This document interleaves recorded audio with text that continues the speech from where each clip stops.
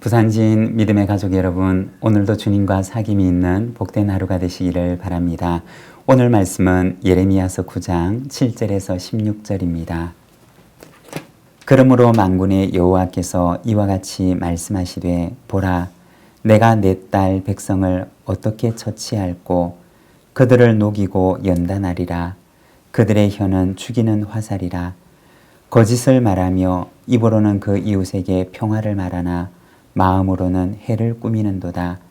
내가 이 일들로 말미암아 그들에게 벌하지 아니하겠으며 내 마음이 이런 나라에 보복하지 않겠느냐. 여호와의 말씀이니라. 내가 산들을 위하여 울며 부르짖으며 광야 목장을 위하여 슬퍼하나니 이는 그것들이 불에 탔으므로 지나는 자가 없으며 거기서 가축의 소리가 들리지 아니하며 공중의 새도 짐승도 다 도망하여 없어졌음이라. 내가 예루살렘을 무더기로 만들며 승냥이 굴이 되게 하겠고 유다의 성읍들을 황폐하게 하여 주민이 없게 하리라. 지혜가 있어서 이 일을 깨달을 만한 자가 누구며 여호와의 입의 말씀을 받아서 선포할 자가 누구인고 이 땅이 어찌하여 멸망하여 광야같이 불타서 지나가는 자가 없게 되었느냐. 여호와께서 말씀하시되 이는 그들이 내가 그들의 앞에 세운 나의 율법을 버리고 내 목소리를 순종하지 아니하며 그대로 행하지 아니하고 그 마음의 완악함을 따라 그 조상들이 자기에게 가르친 바알들을 따랐음이라. 그러므로 만군의 여호와 이스라엘의 하나님께서 이와 같이 말씀하시니라. 보라, 내가 그들 곧 이 백성에게 쑥을 먹이며 독한 물을 마시게 하고 그들과 그들의 조상이 알지 못하던 여러 나라 가운데 그들을 흩어버리고 진멸되기까지 그 뒤로 칼을 보내리라 하셨느니라.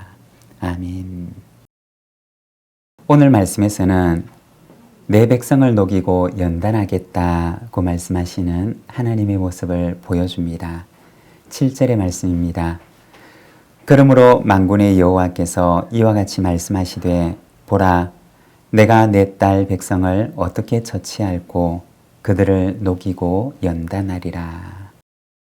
여기에 보면 하나님께서 유다 백성을 향해서 내 딸이라고 말씀을 하십니다.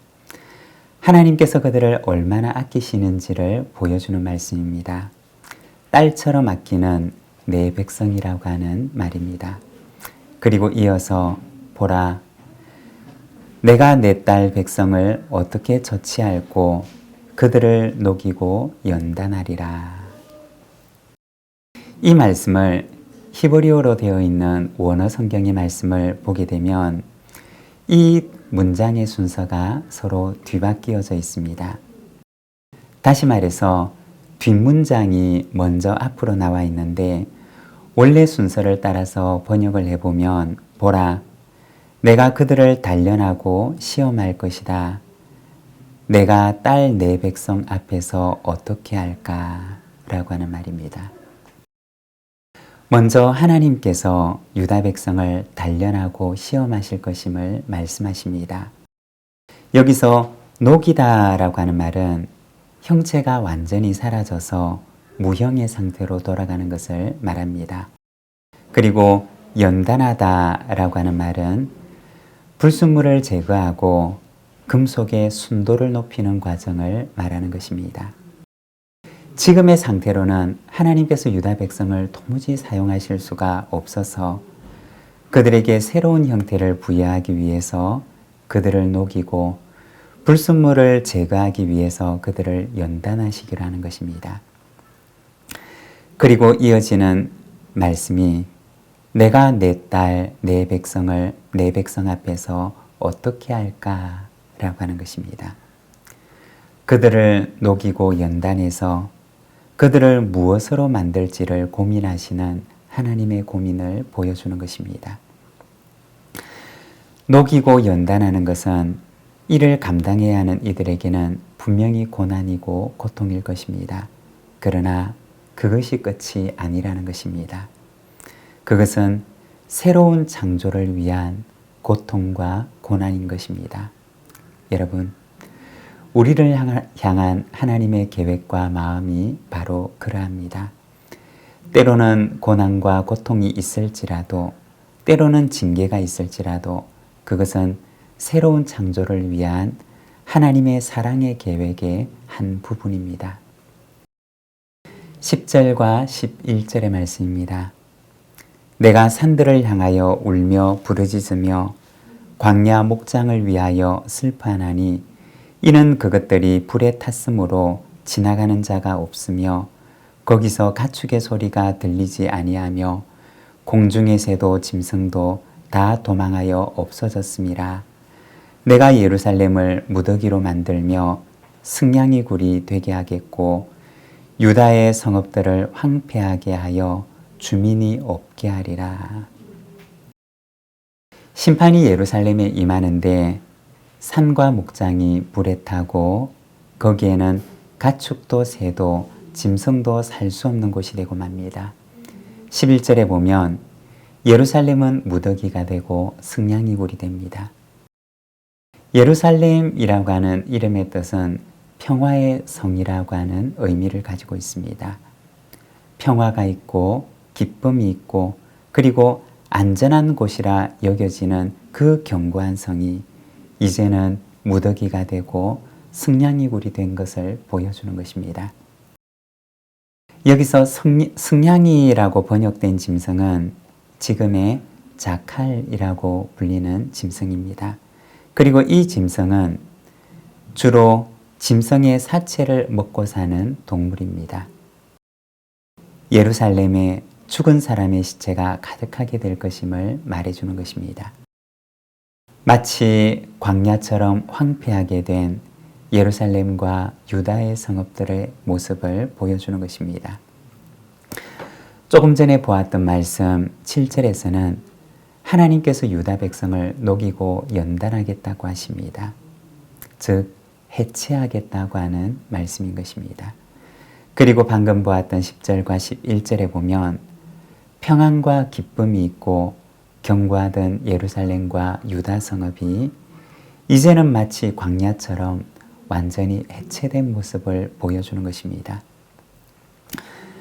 절망적인 상황을 보여주는 것이지만 그러나 우리가 다시 생각을 해보면 해체에는 이유가 있는 것입니다. 새로운 창조를 준비하는 과정이라는 것입니다.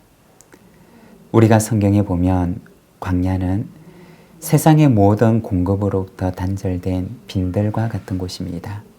그러나 그곳은 하나님께서 모든 것을 공급하시는 장소이고 하나님의 백성으로 새롭게 거듭나는 새로운 창조의 장소, 사랑의 관계가 시작되는 장소입니다. 새 일을 행하실 하나님의 계획과 의지가 나타나는 장소가 바로 광야라는 것입니다. 여러분, 내 인생에 광야처럼 여겨지는 곳을 만나게 된다면 여러분, 그곳은 하나님께서 나를 만나고 싶어 하는 곳입니다. 그리고 하나님과 나와의 사랑의 관계가 시작되는 곳입니다. 하나님께서는 광야에서도 길을 내시고 사막에서도 강을 내시는 분이십니다. 그리고 우리의 인생을 사랑으로 인도하여 주실 것입니다. 주님의 그 사랑을 신뢰하며 그분을 따라가시기를 바랍니다. 13절입니다.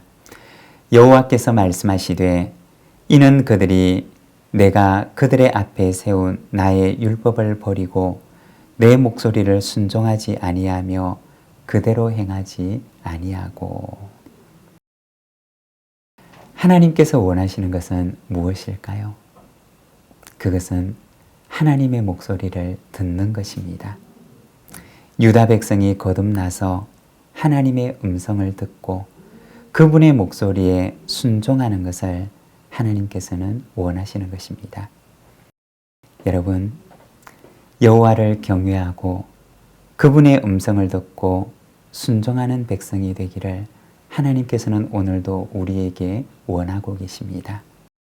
오늘도 주님의 음성을 듣고 순종하며 하나님의 기쁨이 되는 저와 여러분의 삶이 되시기를 바랍니다. 기도하겠습니다.